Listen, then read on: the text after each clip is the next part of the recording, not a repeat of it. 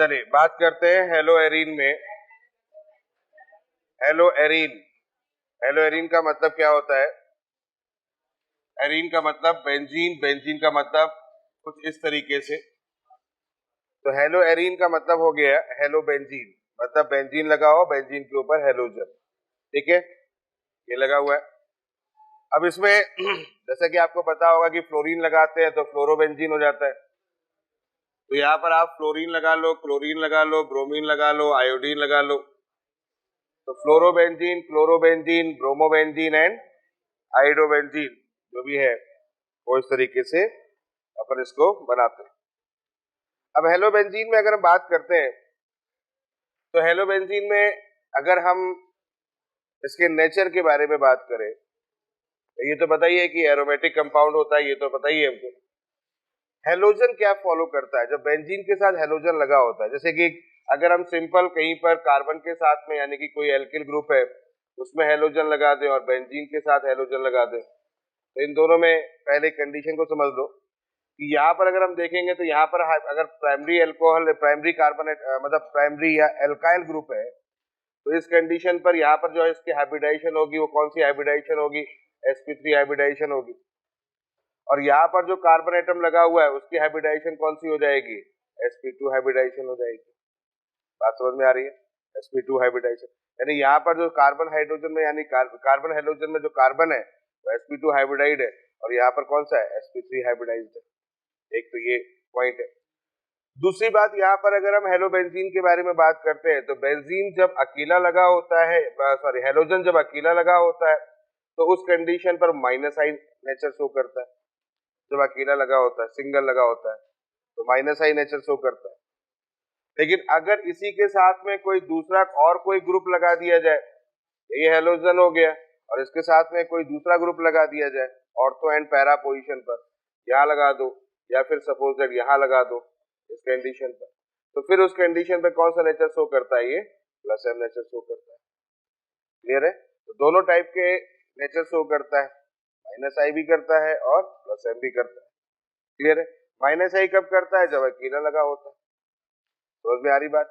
उस कंडीशन पे या ऐसे मान के चलते, ऐसे मान के चलते कि माइनस आई नेचर का मतलब कब होता है? जैसे कि एसिडिक नेचर निकालना होता है, बेसिक नेचर निकालना होता है तो माइनस आई करता है। क्लियर है? तो ऐसे समझ सकते हो, एसिडिक नेचर हो जाए, बेसिक नेचर हो जाए तो उस कंडीशन पे माइनस आई। लेकिन अगर मान लेते हैं इलेक्ट्रोफिलिक सब्स्टिट्यूशन रिएक्शन करना है, अब ऐसे समझ सकते हैं electrophilic aromatic electrophilic substitution reaction करना है तो उस कंडीशन पे प्लस एम करना। जानते हैं आप लोग अच्छे रिएक्शन भी काफी करवा चुके हैं। ठीक है, तो इसी के बारे में थोड़ा सा इसको एक्सप्लेन कर लेते हैं, कौन कौन सी रिएक्शन इसके अंदर होती है, उन सारी चीजों को देख लेते हैं। तो सिंपल सी बात है, समझ ले। प्रिपरेशन की बात कर लेते हैं। तो प्रिपरेशन में दो ही प्रिपरेशन, बहुत ज्यादा इसमें प्रिपरेशन है नहीं, तो दो ही प्रिपरेशन है। यहाँ पर अपन ने हेलोजन लगा लिया, ठीक है, यहाँ पर एक हेलोजन लगा लिया, बेंजीन हो गया, और यहाँ पर हेलोजिनेशन कर दो आप X2 से, याद आ गया होगा, X2 in the presence of AlCl3, याद आ गया, ठीक है, X2 in the presence of AlCl3। Clear? तो X2 in the presence of AlCl3 upon use करते हैं तो इस कंडीशन पर आपका हेलोजिनेशन होता है और आपको पता है यहाँ पर X जो होगा वो एज अ इलेक्ट्रोफाइल अटैक करेगा। तो इस कंडीशन पर जो इलेक्ट्रोफिलिक सब्स्टिट्यूशन रिएक्शन होगी, बताया था ना, ये रिएक्शन मैंने बताई थी, याद करो। मैंने कहा था क्या होगा, X2 जो होगा ये हमारे पास में कैसा है, AlCl3 लुईस एसिड है, तो इसके साथ में ये एक X कंबाइंड हो जाए और यहाँ क्या बनेगा, X प्लस बनेगा, प्लस क्या बन जाएगा, AlCl4 माइनस बन जाएगा और ये X वहां पर अटैक कर जाएगा। ठीक है, एक तो एक रिएक्शन थी इसमें डायरेक्टली आपने उसमें हेलोजन के साथ में रिएक्शन कर ली। नोट करते जाए तो जल्दी नोट करें। दूसरी कंडीशन, दूसरा कैसे कर सकते हैं, आपके पास में फिनॉल ले लो, फिनॉल ले लो, फिनॉल की रिएक्शन आप PCl5 से कर दें। दूसरी कंडीशन ये भी है कि फिनॉल की रिएक्शन PCl5 से कर दें। ठीक है, तो PCl5 से रिएक्शन करेंगे तो भी वहां पर हेलोबेंजीन का फॉर्मेशन हो जाएगा। दो रिएक्शन है जिससे कि जनरली हम हेलोबेंजीन बना सकते हैं। ठीक है, तो दो बातें यहाँ पर ध्यान रखें। अब चलो यहाँ पर एक दो बातें बड़ा इंपॉर्टेंट है, उनको भी दिमाग में रखते हैं। एनसीईआरटी में ये पॉइंट है और ये चीज ध्यान रखना तो जितनी बातें मैं यहाँ पर डिस्कस कर रहा हूँ एक बार एनसीईआरटी को ढंग से पढ़ लेना, ठीक है, ये बात ध्यान रखिएगा क्योंकि क्वेश्चन एनसीईआरटी से बाहर नहीं जाएगा। हालांकि कुछ रिएक्शन है जो एनसीईआरटी में नहीं है लेकिन पूछ ली जाती है, तो वो अपन सब चल रहे हैं, लेकिन थोड़ी बातें जो बेसिक बातें वो एक बार देख लेना, ठीक है, रफली देख लेना। जैसे कि एक बात यहाँ पर अगर बात करें कि अगर हमारे पास में डाई हेलोजन या डाई डेरिवेटिव कोई कंपाउंड है, डाई हेलोजन कंपाउंड है, डाई हेलोजन का मतलब दो हेलोजन लगे हुए है ना, दो हेलोजन लगे हुए, तो उनकी अगर बॉइलिंग पॉइंट की बात करते हैं, उनकी अगर बॉइलिंग पॉइंट की बात करते हैं तो पहला पॉइंट ये है कि अगर हमारे पास में कोई डाई हैलाइड कंपाउंड है, यानी कि एक बेंजीन के ऊपर अगर हमारे पास में दो हेलोजन लगे हुए हैं तो उनके बॉइलिंग पॉइंट में कोई बहुत बड़ा डिफरेंस नहीं होता। कैसे? देखो भाई, ये दो हेलोजन लगे होंगे तो एक ऑर्थो होगा, एक मेटा होगा, एक पैरा होगा, बोलो होगा कि नहीं होगा? एक ऑर्थो होगा, एक मेटा होगा, एक पैरा होगा। समझ में आ गई है? तो उस कंडीशन पर इनमें ऑर्थो मेटा पैरा का जो बॉइलिंग पॉइंट होता है वो लगभग लगभग लगभग लगभग सेम होता है, ठीक है। ये बड़ा इंपॉर्टेंट पॉइंट है एनसीईआरटी का कि बॉइलिंग पॉइंट जो होता है डाई हैलाइड जो होते हैं बेंजीन के, उनके लगभग सेम होते हैं, लेकिन मेल्टिंग पॉइंट जो होता है वो सेम नहीं होता और वो डिपेंड करता है, डिपेंड्स ऑन सिमेट्री, सिमेट्री, ठीक है, ये है पॉइंट, डिपेंड ऑन सिमेट्री, यानी कि सिमेट्री जहां पर ज्यादा होती है उसका मेल्टिंग पॉइंट ज्यादा होता है। भाई सिमेट्री ज्यादा होने का मतलब क्या हो गया? सिमेट्री अच्छी होने का मतलब क्या हो गया? पैकिंग अच्छी होगी, बोलो हाँ या ना। और मैंने आपको हमेशा बताया कि मेल्टिंग पॉइंट किस पर डिपेंड करता है? पैकिंग पर डिपेंड करता है। जितनी अच्छी पैकिंग होगी उतना अच्छा मेल्टिंग पॉइंट होगा। समझ में आ रही है? तो यहाँ पर जो पॉइंट है वो पॉइंट ये है कि जब हम इसके बारे में बात करते हैं तो हम देखते हैं कि ऑर्थो मेटा पैरा की जो कंडीशन लेते हैं तो ये ऑर्थो हो गया, ये हमारा मेटा हो गया और ये हमारा पैरा हो गया। क्लियर है? तो सिमेट्री का मतलब सबसे अच्छी सिमेट्री कहाँ मिलेगी? सोच के देखो, नेचुरल सी बात है पैरा पे मिलेगी, है ना, पैरा पे मिलेगी। तो इसका जो ऑर्डर निकल के आता है वो निकल के आता है पीओएम, पीओएम, ठीक है, ये ध्यान रखना है, पीओएम, पीओएम, ठीक है, ये पॉइंट ध्यान रखना है। सबसे ज्यादा पैरा ऑर्थो और फिर मेल्टिंग पॉइंट में ये कंडीशन होती है, ये कहना चाह रहा हूँ। मेल्टिंग पॉइंट में सिमेट्री बेस्ड होता है और बॉइलिंग पॉइंट में सिमेट्री बेस्ड नहीं होता है, बॉइलिंग पॉइंट में एज इट इज। हाँ, ये बात तो आपको पता ही होगा कि अगर कहीं पर बॉइलिंग पॉइंट की डिस्कशन करते भी है तो बॉइलिंग पॉइंट किस पर डिपेंड करता है? नेचुरल सी बात है, मॉलिक्यूलर मास पर डिपेंड करता है। क्लियर है?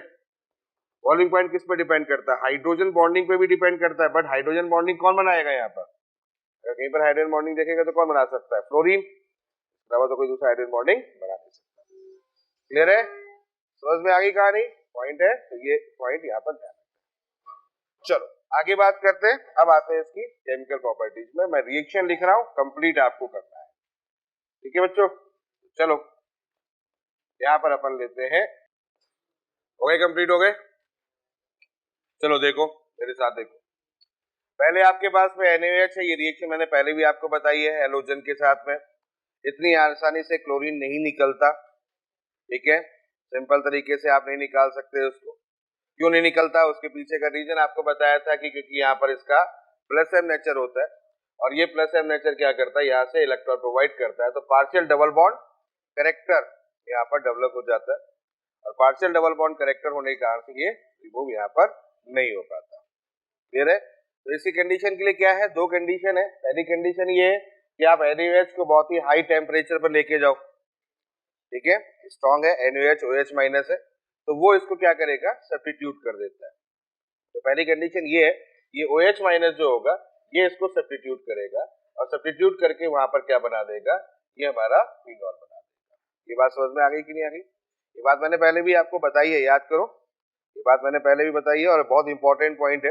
एनसीईआरटी में आप देखो पूरा एक पेज भरा हुआ है इसी कॉन्सेप्ट के बेस पर, ठीक है। NO2 वाली कंडीशन यहाँ पर है, मतलब पहली कंडीशन ये है कि आप हेलोजन को सब्स्टिट्यूट करने के लिए आप इसका प्रयोग करें, या दूसरी कंडीशन मैंने बताई थी कि ऑर्थो एंड पैरा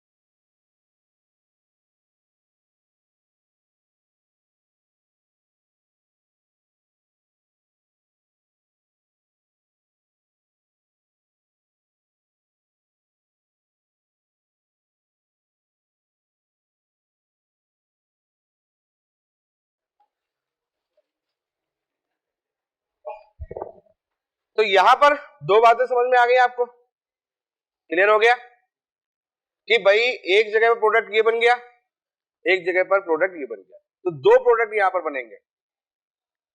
अब दो प्रोडक्ट में अगर पड़ोस में बनता है तो इसको बोलते हैं साइन। साइन मतलब स्टार के बगल में, इसको बनते हैं साइन। और अगर उसी पे लगता है तो इसको बोलते हैं इप्सो। ये दो बातें ध्यान रखनी है। क्या कहा मैंने? इसको बोलते हैं इप्सो, इसको बोलते हैं साइन। ये है बात। तो वहां पर दो प्रोडक्ट बनेंगे, ये भी बनेगा, ये भी बनेगा। इसको बोलेंगे इप्सो। इप्सो कब बनता है फिर से बता दे रहा हूं, जिस कार्ब एटम पर Cl लगा था उसी कार्ब एटम पर लगा दो, उसको बोल देंगे। और जिस कार्ब एटम पर Cl लगा था उसके बगल में जो लगा होता है उसको बोलेंगे साइन। साइन मतलब पड़ोसी, और उसी कार्ब एटम में लगे हुए, तो ये हो जाएगा इप्सो। अब समझ में आया कि नहीं है? क्लियर हुआ कि नहीं हुआ? इसीलिए इसको बोल देते हैं साइन सब्स्टिट्यूशन। ये समझ में आया कि नहीं आया? ये दो जगह पर होगा, ये साइन और वो क्या हो गया, इप्सो। तो अच्छा लगा उसको। अब मान लेते हैं क्वेश्चन कुछ ऐसे देते हैं, सुनिएगा। यहां पर मैंने Cl ले लिया और यहां पर मैंने ले लिया सपोज दैट माइनस कोई ग्रुप ले लिया, OCH3 ले लिया, या एक कार्ब एटम ले लिया। सुनना मेरी बात को। अब यहां पर NaNH2 लिया और अब हमने कहा कि बताओ प्रोडक्ट कौन सा बनेगा। देखो इस कंडीशन को देखो। अब यहां पर NaNH2 बना, ये NaNH2 के साथ में पहले तो यहां पर क्या होगा, H निकलेगा, बोलो हाँ या ना? H निकलेगा। तो H कहां से निकाल दें? यहां से निकाल दें। और H यहां से निकाल देंगे, भाई बात मत करो यार तुम लोग। तो यहां पर लगा हुआ है OCH3। अब मुझे बताओ यहां पर जो OCH3 लगा हुआ है वो कौन सा बिहेवियर शो करेगा? इसके हिसाब से अगर कौन सा बिहेवियर शो करेगा? माइनस आई। M तो करेगा नहीं, अरे M तो करेगा नहीं, कौन सा करेगा? माइनस आई। और ये माइनस आई बिहेवियर शो करेगा तो इलेक्ट्रॉन किधर खींचेगा? अपनी ओर। इलेक्ट्रॉन किधर खींचेगा? अपनी ओर। और इलेक्ट्रॉन को अपनी ओर खींचेगा तो क्या हो जाएगा? यहाँ पॉजिटिव हो जाएगा और यहाँ नेगेटिव हो जाएगा। तो अब मुझे बताओ NH2 कहां अटैक करेगा? NH2 कहां अटैक करेगा? नेचुरल सी बात है, इस पर अटैक करेगा। यानी कि ऐसी कंडीशन अगर देखो कहीं पर मिल जाए तो यहां पर आप मेजर माइनर भी डिसाइड कर सकते हो। यानी इसका मतलब ये हुआ यहां पर हो गया आपका NH2। क्लियर हुआ कि नहीं हुआ? तो ये जो प्रोडक्ट बनेगा वो कैसा हो जाएगा? बोलो आ गया समझ में?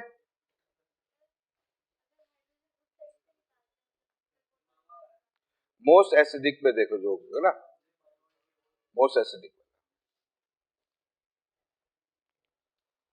समझ में आ गई बात? क्लियर हुआ कि नहीं हुआ? और अगर मैं ये कहता हूं, एक बात समझो, यहां पर माइनस आई था और यहां अगर मान लेता हूं सपोज दैट यही कंडीशन हो जाए और यहां पर ये कंडीशन हो जाए और इस जगह पर मान लेते हैं कोई ऐसा ग्रुप लगा दो जो प्लस आई वाला हो, तो फिर क्या हो जाएगा बच्चों? बताओ क्या हो जाएगा? फिर ये इधर की ओर जाएगा, जाएगा और यहाँ प्लस होगा और यहाँ माइनस होगा। तो यहाँ अगर मेजर देखेंगे तो यहाँ कौन सा मेजर हो जाएगा? बताओ। ये यहाँ पर रहेगा और NH2 यहाँ रहेगा, तो कौन सा हो जाएगा? साइन वाला हो जाएगा। अरे आ गया समझ में? ये साइन होगा, ये मेजर होगा। ठीक है बच्चों, क्लियर है? ये छोटी सी बात है, इसको ध्यान रखना है। तो छोटा सा क्वेश्चन था ये, अच्छा पॉइंट है, आपको देखने को मिल सकता है। ठीक है भाई, अब एक दो छोटी छोटी बातें और कर लेते हैं, बस इसका मामला कंप्लीट करते हैं। और जल्दी नोट करो भाई, और स्लो स्लो चल रहे हो यार। चलो बच्चों, तो नेक्स्ट डिस्कस करते हैं। बहुत इंपॉर्टेंट चीज है, क्वेश्चन सीधे सीधे बनता है हेलो फॉर्म टेस्ट और आइडो फॉर्म टेस्ट में। ठीक है, तो हेलो फॉर्म टेस्ट और आइडो फॉर्म टेस्ट में क्वेश्चन क्या है? ठीक है, तो हेलो फॉर्म टेस्ट और आइडो फॉर्म टेस्ट क्या होता है? Hello form test, आइडो form test का मतलब है आइडो फॉर्म का बनना। ऐसे कंपाउंड जो CH3 का फॉर्मेशन करते हैं, या हेलोफॉर्म का मतलब CHX3 का फॉर्मेशन करते हैं, उसको हम लोग हेलोफॉर्म टेस्ट बोलते हैं। मतलब वो कंपाउंड जो कि रिएक्शन करके CHX3 का फॉर्मेशन करते हैं, हेलोफॉर्म बनाते हैं, उसको हम लोग क्या बोलते हैं? हेलोफॉर्म टेस्ट होता है। अब पॉइंट ये होता है कि ये कैसे बनाते हैं या किसके साथ करते हैं? तो X2 in the presence of NaOH या फिर X2 in the presence of Na2CO3, ये कहीं पर आपको लिखा हुआ दिखेगा। साथ में चलते रहे। X2 in the presence of NaOH या X2 in the presence of Na2CO3, या जनरली अगर सबसे ज्यादा अगर देखने को मिलेगा तो I2 in the presence of Na2CO3, ये आपको देखने को सबसे ज्यादा मिलेगा। ये जब भी आपको दिख जाए I2 in the presence of Na2CO3 तो समझ लेना कि इस कंडीशन में यहां पर हेलोफॉर्म टेस्ट है। तो तुमसे क्वेश्चन क्या आएगा? क्वेश्चन दो तरीके से आएंगे। कोई एक एग्जांपल लिख दिया जाएगा, रिएक्शन दे दी जाएगी, पूछा जाएगा बताओ प्रोडक्ट क्या है, पहला। दूसरा आपको 4 ऑप्शन दे दिए जाएंगे, पूछा जाएगा बताओ इसमें से कौन हेलोफॉर्म टेस्ट देता है। तो दो टाइप की कंडीशन है।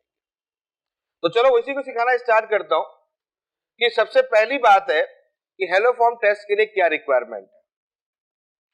तो हेलोफॉर्म टेस्ट के लिए सबसे पहली रिक्वायरमेंट है CH3 ग्रुप का होना। CH3 ग्रुप का होना, बात को समझिएगा। CH3 ग्रुप है आइडोफॉर्म, यानी कि I2 से रिएक्शन करता है। यहां कुछ लगा हुआ है मान लेते हैं, यहां पर रिएक्शन करता है तो ये C जितने H है उनको हटा देगा, I लगा दो, I लगा दो, I लगा दो, ये लगा देगा। समझ में आ गई बात? I लगा दो, I लगा दो, H हटा के I लग जाएगा। और उसके बाद फिर क्या होगा? सुनते रहना। फिर क्या होगा? फिर यहां से एक H और इधर जो होगा उसको हटा दिया जाएगा। OH जो होगा मान लेता हूं ये कर दे, तो फाइनली यहां से आपको क्या बन जाएगा? CHI3 बन जाएगा। ऐसा कुछ होता है। यानी कि पहली चीज, बात नहीं इधर पीछे, पहली चीज CH3 होना चाहिए। अगर किसी कंपाउंड के अंदर CH3 है तो उस कंडीशन पर वो हाइड्रोजन वहां से हटेंगे, आयोडीन वहां पर लगेगी और CI3 का फॉर्मेशन होगा, हाइड्रोजन से होकर वो कंपाउंड निकल जाएगा। अब पॉइंट ये होता है कि ये CH3 कहां होना चाहिए, कहां कहां पर CH3 दिखेगा। तो देखो, अगर आपके पास में कार्बोनिल ग्रुप है तो उसके बगल वाला CH3 ये टेस्ट देगा, कार्बोनिल ग्रुप। अब ये देखो एल्डिहाइड भी हो सकता है और कीटोन भी हो सकता है। बात समझ में आ गई बात? अरे क्लियर है? कोई डाउट यहां तक? एल्डिहाइड भी हो सकता है, कीटोन हो सकता है, या फिर कहीं OH दिख जाए बगल में CH3 दिख जाए, ये आपको दे सकता है। CH3 दिखना चाहिए, मतलब C डबल बॉन्ड O के बगल में CH3 हो, CHOH के बगल में CH3 हो, ये दोनों ही हेलोफॉर्म टेस्ट देंगे। समझ में आ रहा है? दोनों ही हेलोफॉर्म टेस्ट देंगे। क्लियर है? अगर एसिड डेरिवेटिव कोई मिल जाए, एसिड डेरिवेटिव, ये पहला पॉइंट दिमाग में रखना है। दूसरा पॉइंट ये है कि अगर एसिड डेरिवेटिव समझ रहे हो ना, जानते ही आप लोग, तो वो हेलोफॉर्म टेस्ट नहीं। बस इतनी सी बात ध्यान रखो, काम हो गया। क्या काम है? C डबल बॉन्ड O के बगल में CH3 या CHOH के बगल में CH3 हो जाए तो हेलोफॉर्म टेस्ट देगा, बोला। दूसरी कंडीशन क्या बोली? एसिड डेरिवेटिव होगा। तीसरी एक और कंडीशन है, अगर CH3 नहीं है, यार ये कौन सी बात है, तो टेस्ट नहीं देगा। तो नहीं है, सीधी सी बात है, CH3 नहीं है तो टेस्ट नहीं देगा। क्लियर हुआ कि नहीं हुआ? अगला, किसी एक तरफ हो तो ये भी समझ सकते हो, किसी एक तरफ हो तो बताओ हेलोफॉर्म टेस्ट देगा। किसी एक तरफ हो तो हेलोफॉर्म टेस्ट। अरे समझ में आ गया? तो मोटिव समझ में आ गया। हेलोफॉर्म टेस्ट का मतलब क्या होता है? हेलोफॉर्म बनाना। किसके साथ रिएक्शन होती है? X2 in the presence of NaH या X2 in the presence of Na2CO3। Clear है? कैसे चेक करेंगे? CH3 ग्रुप चाहिए। CH3 ग्रुप किसके रिस्पेक्ट में होना चाहिए? या तो C डबल बॉन्ड O के रिस्पेक्ट में, या फिर किसके रिस्पेक्ट में होना चाहिए? CHOH के रिस्पेक्ट में। एसिड डेरिवेटिव नहीं होना चाहिए। दैट्स इट, खत्म हो गया। बोलो समझ में आ गया कि नहीं आ गया? तो चलो इसी से क्वेश्चन बना देते हैं। तो देयर which compound, तो क्वेश्चन लिखते हैं which compound gives haloform test, which compound